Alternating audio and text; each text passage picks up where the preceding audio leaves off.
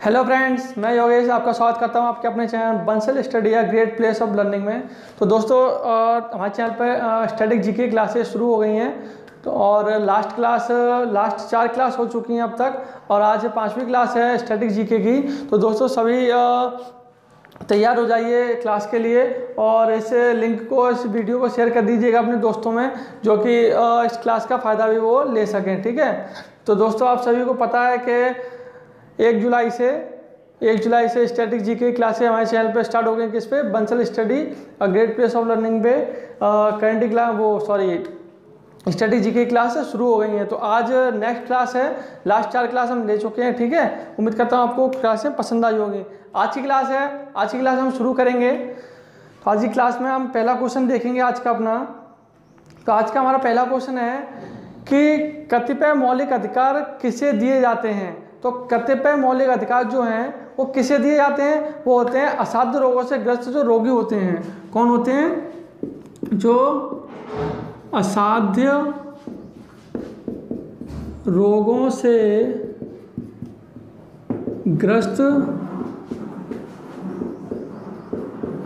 रोगियों को। तो ये मौलिक अधिकार किसके लिए नहीं है? जो कि असाध्य रोगों से ग्रस्त हैं, उनके लिए मौलिक अधिकार नहीं दिए जाते हैं। ठीक है, नेक्स्ट क्वेश्चन आपके डिस्प्ले पे होगा। देखते हैं नेक्स्ट क्वेश्चन क्या है। भारतीय संविधान के अनुसार कौन सा मूल अधिकार नहीं है? तो मैंने आपको बताए थे, भारतीय संविधान के अनुसार शुरुआत में 7 मूल अधिकार थे। कितने? 7 मूल अधिकार थे। ठीक है, जबकि बाद में संशोधन के बाद कितने अधिकार रह गए? 6। तो अभी जो अपने पास प्रेजेंट में है 6 मूल अधिकार हैं। सॉरी, कितने हैं? 6 मूल अधिकार हैं। ठीक है, इसमें से एक हटाया कौन सा गया था? लास्ट क्लास में मैंने आपको बताया था, इसमें से एक संपत्ति का अधिकार। कौन सा? संपत्ति का जो अधिकार था उसे इससे हटा दिया गया था मूल अधिकारों से। ठीक है ना, तो इसका जो सही आंसर है वो क्या है? इसका आंसर होगा सूचना का अधिकार। सूचना का अधिकार।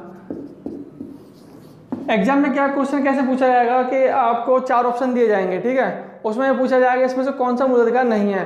तो बाकी के 3 तो मूल अधिकार होंगे, उसमें से एक ऐसा ऑप्शन होगा जो कि मूल अधिकार की श्रेणी में नहीं आता होगा। तो इस बार इस प्रकार से सूचना का अधिकार जो है मूल अधिकार की श्रेणियों में नहीं आता है। ठीक है, तो सभी दोस्त वीडियो को शेयर कर दीजिए अपने सभी दोस्तों को, जो कि इस क्लास को वो ले सकें। ठीक है, स्ट्रेटेजी की क्लासेस स्टार्ट हो गई हैं और ये आपके लिए काफ़ी महत्वपूर्ण है। ठीक है ना, और इसमें एक भी ऐसा क्वेश्चन नहीं है जो कहीं बाहर से उठा के रखा हुआ मैंने। ठीक है, सारे जो क्वेश्चन होंगे वो सारे एग्जाम में आए हुए क्वेश्चन है कि आप कहीं देख सकते हैं। ठीक है, आइए नेक्स्ट क्वेश्चन देखें। अगला क्वेश्चन क्या है अपना? मत देने का अधिकार किस कोटि से संबंधित है? तो मत देने का अधिकार होता है किस कोटि से संबंधित, मतलब किससे संबंधित है? हम मत कब देते हैं, मतलब अपना वोट कब देते हैं? तो ये राजनीतिक अधिकार से संबंधित है। किससे? राजनीतिक अधिकार। राजनीतिक अधिकार से संबंधित है मत का अधिकार। ठीक है, वोट देना राजनीतिक तो संबंधित है। हम नेता वगैरह चुनते हैं, अपना प्रतिनिधि चुनते हैं, तो वोट दे के तो चुनते हैं। ठीक है, तो ये होता है मत देने का अधिकार जो है किससे संबंधित है? राजनीतिक अधिकार से। ठीक है, नेक्स्ट क्वेश्चन देखें। अगला क्वेश्चन क्या है? तो मूल अधिकारों से संबंधित मामला कौन सा रहा था? मूल अधिकार से संबंधित एक मामला हुआ था पीछे, तो कौन सा रहा था? गोलकनाथ बनाम पंजाब राज्य। कौन सा? गोलकनाथ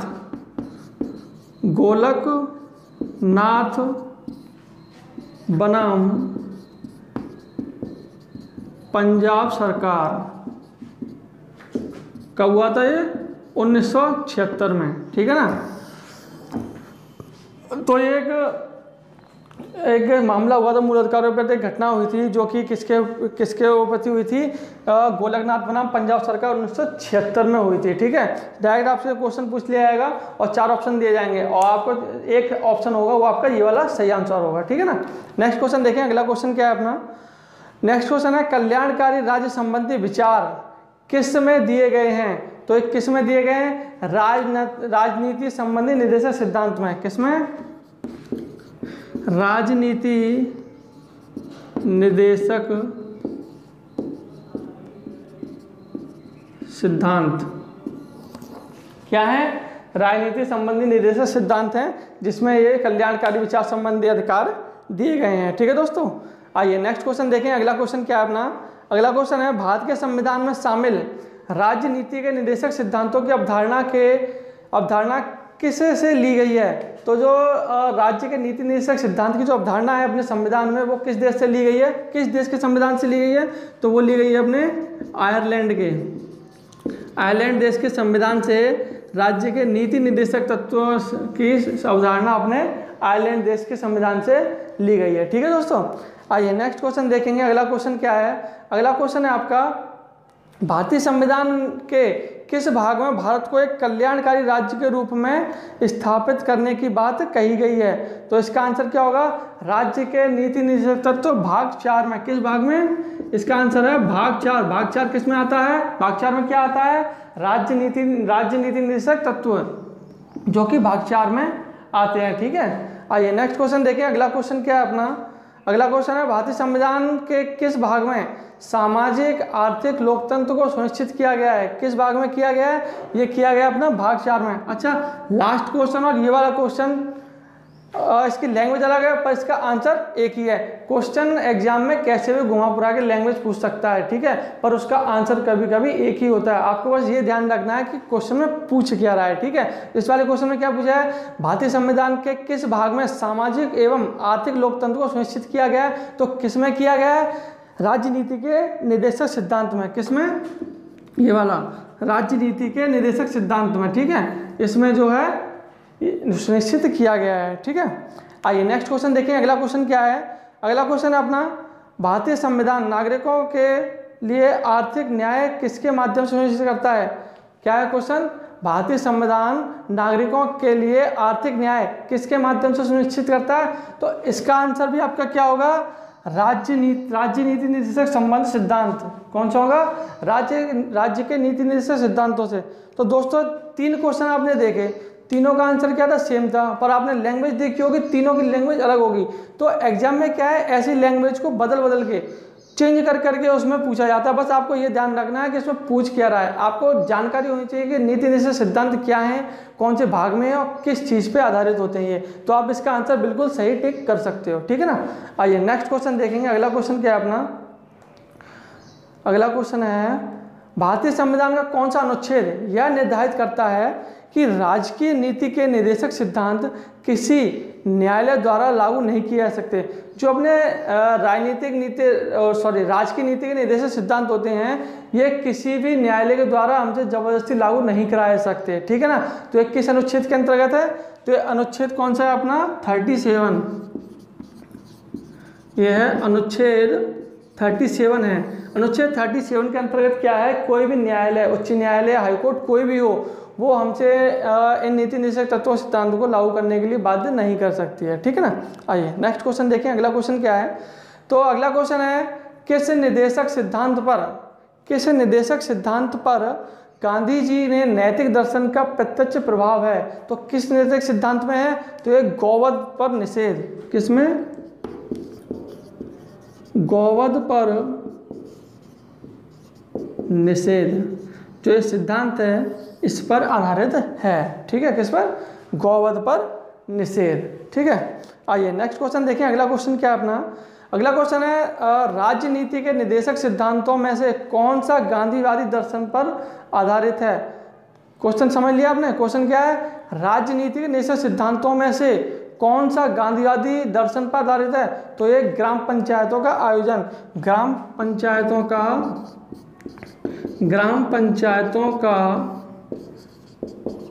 आयोजन। तो ये किस पे आधारित है, गांधीवादी पर। ठीक है, किस पे है, गांधीवादी दर्शन पर ये आधारित है। कौन सा, ग्राम पंचायत का आयोजन। ठीक है, आइए नेक्स्ट क्वेश्चन देखेंगे। अगला क्वेश्चन अपना क्या है, अगला क्वेश्चन है ग्राम राज्य के माध्यम से राम राज्य के बारे में किसने कहा था। मतलब ग्राम में राज्य करो तो राम राज्य आएगा, गांव में राज्य हो, गांव सकुशल हो तो पूरा देश सकुशल रहेगा और राम राज्य आएगा पूरे देश में। ऐसा किसने कहा था, सीधी सी लाइन कही थी, ग्राम राज्य के माध्यम से राम राज्य। किसने कहा था, ये अपना कहा था गांधी जी ने। किसने, ये महात्मा गांधी जी हैं जिन्होंने ये वर्ड कहा था। ठीक है, ध्यान रखना, क्वेश्चन डायरेक्ट पूछ लेगा आपसे, ऑप्शन दे देगा किसने कहा था, 4 ऑप्शन देगा आपको आंसर से क्या टिक करना है, गांधी जी। ठीक है ना, आइए नेक्स्ट क्वेश्चन देखिए। अगला क्वेश्चन क्या है अपना, अगला क्वेश्चन है, संविधान के किस संशोधन ने मौलिक अधिकारों की अपेक्षा राजनीति के निर्देशक सिद्धांतों को अधिक महत्वपूर्ण बना दिया? तो किस संविधान संशोधन ने इस चीज को और अधिक महत्वपूर्ण बना दिया? तो कौन सा संविधान संशोधन था अपना? तो अपना था 42वां। कौन सा? 42वां जो संविधान संशोधन था, कब हुआ था ये? 1976 में। ठीक है, तो इसका आंसर आपको ध्यान रखना है, कौन से संशोधन में? 42वां अधिनियम, संशोधन अधिनियम है 1976 में हुआ था। ठीक है, मोस्टली जो संशोधन हुआ था अपने संविधान में 42वां संविधान संशोधन था, उसमें बहुत सारे चेंजेस हुए थे। ठीक है दोस्तों, आइए नेक्स्ट क्वेश्चन देखें। अगला क्वेश्चन क्या है? तो भारत के राष्ट्रपति को स्वेच्छा निर्णय अधिकार के अंतर्गत क्या प्राप्त है? मतलब भारत का जो राष्ट्रपति होता है वो अपनी इच्छा के अनुसार किस व्यक्ति को चुन सकता है या क्या चुन सकता है? तो उसका एक मात्र आंसर है, तो वो है आपका प्रधानमंत्री की नियुक्ति। किसका? प्रधानमंत्री की नियुक्ति। तो राष्ट्रपति क्या है, अपने देश का राष्ट्रपति क्या है? प्रधानमंत्री की नियुक्ति अपनी स्वेच्छा से कर सकता है। ठीक है, ये नहीं है कि कोई भी पार्टी में से और कोई भी अपना खड़ा हो गया कि भाई हम जा रहे हैं, शपथ लेने के लिए जा रहे हैं, तो हम प्रधानमंत्री बनेंगे, ऐसा कुछ नहीं है। राष्ट्रपति को बताया जाएगा कि ये शख्स है जो कि प्रधानमंत्री उम्मीदवार पद के लिए खड़ा होना चाहता है, और राष्ट्रपति अगर चाहता है हाँ ये ठीक है, ये खड़ा हो सकता है और ये प्रधानमंत्री बन सकता है, तो ठीक है। अगर उसने राष्ट्रपति अगर मना कर देते हैं तो ऐसा नहीं हो सकता। ठीक है, क्या है? राष्ट्रपति क्या है? अपनी स्वेच्छा से प्रधानमंत्री की नियुक्ति करता है। ठीक है, आइए नेक्स्ट क्वेश्चन देखें। अगला क्वेश्चन क्या है? तो अगला क्वेश्चन है अपना, भारत के संविधान का कौन सा अनुच्छेद, भारत के संविधान का कौन सा अनुच्छेद भारत को कल्याणकारी राज्य घोषित करने से संबंधित है? तो कौन सा अनुच्छेद है जो भारत को कल्याणकारी राज्य घोषित करता है? तो ये आपका अनुच्छेद है 39। कौन सा? 39 जो अनुच्छेद है जो भारत को कल्याणकारी राज्य के रूप में घोषित करता है। ठीक है, नेक्स्ट क्वेश्चन देखेंगे अभी, 1 मिनट रुकिएगा दोस्तों। ये सारे क्वेश्चन आप अच्छे से पढ़ लीजिएगा, और एक भी क्वेश्चन ऐसा नहीं है जो कि कहीं बाहर से आया हुआ हो, सारे एग्जाम में आए हुए क्वेश्चन है। ठीक है, और सभी दोस्तों को शेयर कर दीजिएगा कि जाके वो भी पढ़ सकें। ठीक है, आपके आने वाले एग्जाम भी जल्दी आने वाले हैं। ठीक है, हाँ आइए नेक्स्ट क्वेश्चन देखें। अगला क्वेश्चन क्या है अपना? तो अगला क्वेश्चन है, संविधान सभा में यह किसने कहा था कि सरकारी नीति के निर्देशक सिद्धांत किसी बैंक में दे चेक की तरह है जिसका भुगतान बैंक अपनी सुविधा अनुसार करता है? तो ये चीज किसने कही थी? केटी शाह हैं। कौन है? केटी शाह। केटी शाह ने, जिन्होंने क्या कहा था? उन्होंने कहा था कि सरकारी नीति के निर्देशक सिद्धांत किसी बैंक के दे चेक की तरह हैं जिसका भुगतान सिर्फ बैंक की सुविधा अनुसार किया जाता है। किसने कहा था? ये केटी शाह ने। ठीक है, डायरेक्ट क्वेश्चन पूछा जाएगा। ठीक है, कोई घुमाने वाली बात ही नहीं है इसमें, क्योंकि ये तथ्य होते हैं, कथन होते हैं कहे हुए जो कि फैक्ट होते हैं, कोई और उनके कह नहीं सकता, बदल नहीं सकता। ठीक है, नेक्स्ट क्वेश्चन देखें। अगला क्वेश्चन है आपका, जब राष्ट्रपति तथा उपराष्ट्रपति के पद पर कोई भी कार्यरत ना हो, जब राष्ट्रपति और उपराष्ट्रपति के पद पर कोई भी कार्यरत ना हो तो उसका कार्यभार कौन संभालता है? कभी कभी हो जाता है दोस्तों कि राष्ट्रपति भी कहीं बाहर गए हुए हैं, उपराष्ट्रपति की तबीयत वगैरह खराब हो जाती है या किसी काम से वो भी बाहर गए हुए हैं, तो ऐसी कंडीशन में जो राष्ट्रपति का कार्यभार है वो कौन संभालेगा? तो वो कौन संभालता है? तो वो संभालता है भारत का मुख्य न्यायाधीश। कौन? तो वो कौन है? भारत का मुख्य न्यायाधीश है, जो कि राष्ट्रपति और उपराष्ट्रपति की गैर मौजूदगी में उनका कार्यभार संभालता है। ठीक है दोस्तों, नेक्स्ट क्वेश्चन देखेंगे। अगला क्वेश्चन क्या है? अगला क्वेश्चन है, भारत के राष्ट्रपति को उनके पद से कौन हटा सकता है? तो दोस्तों अच्छा क्वेश्चन है। भारत के राष्ट्रपति को जो हटाने का निर्णय लेता है, कौन लेता है?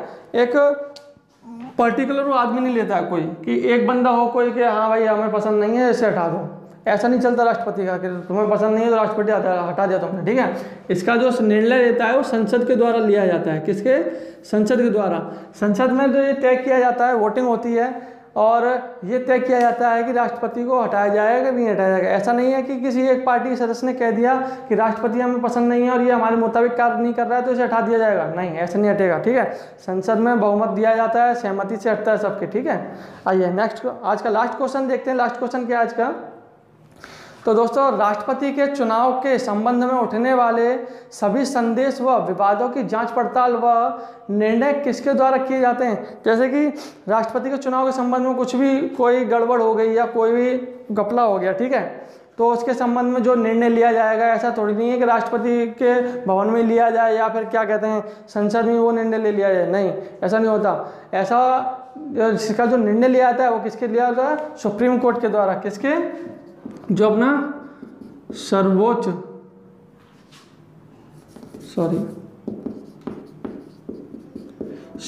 न्यायालय जो होता है ना, अपना सर्वोच्च न्यायालय जिसे सुप्रीम कोर्ट बोलते हैं, तो सुप्रीम कोर्ट के जरिए ये फैसला लिया जाता है। अगर कोई बात हो जाती है राष्ट्रपति चुनाव के संबंध में तो सुप्रीम कोर्ट में इस चीज़ का हल किया जाता है। ठीक है दोस्तों, आज की क्लास यहीं समाप्त होती है। उम्मीद करता हूँ आपको क्लास पसंद आई होगी। ठीक है, जो और सभी दोस्त इस वीडियो को शेयर कर दीजिएगा अपने दोस्तों में, जिससे कि वो इस क्लास का फ़ायदा ले सकें और आने वाले एग्जाम के लिए अच्छे से प्रिपरेशन कर सकें। ठीक है दोस्तों, और वीडियो को लाइक कीजिएगा और अपने सभी दोस्तों में शेयर कर दीजिएगा। और जो भी दोस्त हमारे चैनल पर नए हैं तो प्लीज़ इसे सब्सक्राइब कर लीजिएगा और बेल आइकन प्रेस कर लीजिएगा, जिससे कि आपको आने वाली क्लास का नोटिफिकेशन मिलता रहे। ठीक है दोस्तों, आपको नेक्स्ट क्लास में मिलेंगे। Thank you.